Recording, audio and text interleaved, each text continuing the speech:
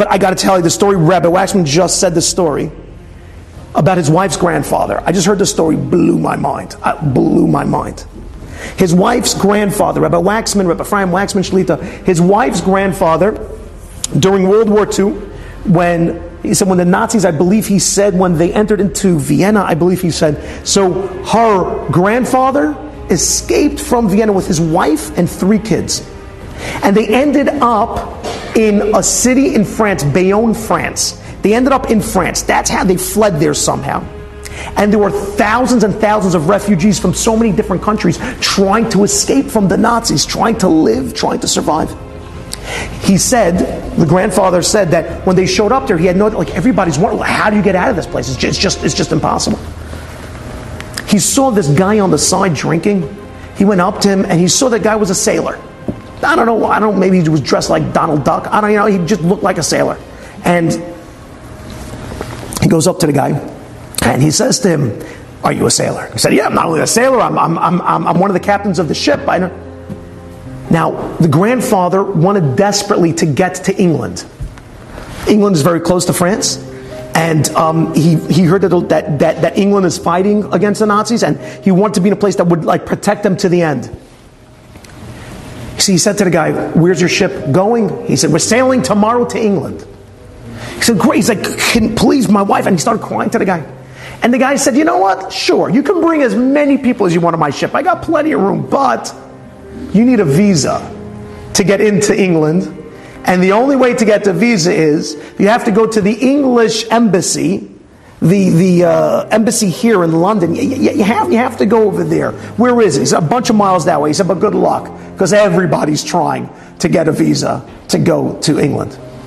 He said, "Eibishter God," he said, "please help me." He went walking for miles and miles until asking people, "How do I get there?" He finally shows up there and he saw a mob.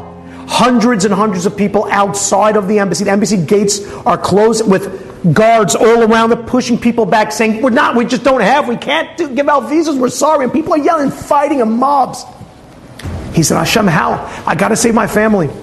All of a sudden, he said, clouds out of everywhere just came in, and just a crazy downpour, thunder, lightning, just nuts. People started running in all different directions. It was like mayhem. Even the guards were just giving up. It was just, the rain was just too strong. It was beating down on them. And so he started to get through the crowd and getting sloshed. And before you know it, he got up to the steps. And even by the steps, he got pushed around. He got pushed into the building. And everybody pushed him around. And finally, he ends up by a door. And he looks, and literally, it says over there, what's the name of the guy who gives the stamps? Oh gosh.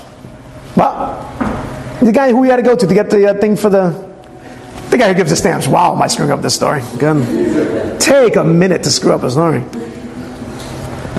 He comes up to the guy who gives the stamps in the embassy. Comes up and it's literally that door. He knocks on the door and he goes in, and sure enough, the guy who gives out the visas is sitting right there. Nobody else in the room. He said, "Hashem, it's a miracle. It's a miracle."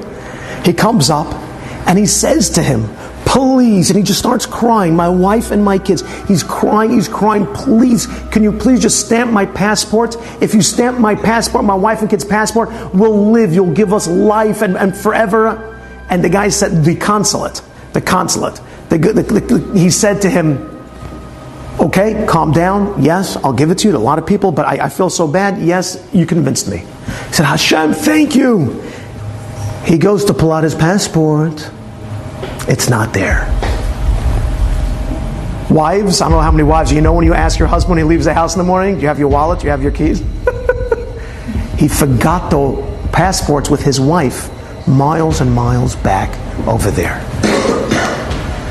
He looked up to heaven and he said, "This is the worst thing that could have ever happened to me." And with those words, his brain couldn't take it anymore, the reality of the situation.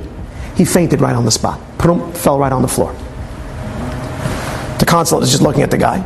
They got some water, they poured it on his face, he woke up, and when he came to, he just started crying again. He's like, he couldn't make out words. And the consulate said to him, What's going on?" He's like, "It's my passport." He said, I I had it, and I swear to you, I have a passport. And my kids are going to die. And he's like rambling like a crazy person. And the consulate said to him, okay.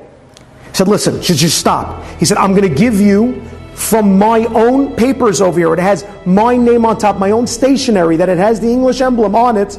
And I'm going to write on this, any name on this paper I hereby give a visa to enter into England. He said, you see, I stamped it and I signed it. Here, use this for the family. You guys are good. He took the paper and he said, thank you, thank you. Listen to this. He walked out of the consulate and he realized, I can put every Jewish name that I find on this paper. He went running through the streets. He found hundreds of Yidden, and every inch of that paper he covered with Jewish names. He showed up to the boat the next day with an entire congregation of Yidden, and he saved hundreds of people that they got to England. And this day, Rabbi Waxman said, we know their families, their children, their grandchildren, all saved. That moment that he said was the worst moment in his life was in that moment the best thing ever. Because he got to save not only his family, but so ever. We just can't see it.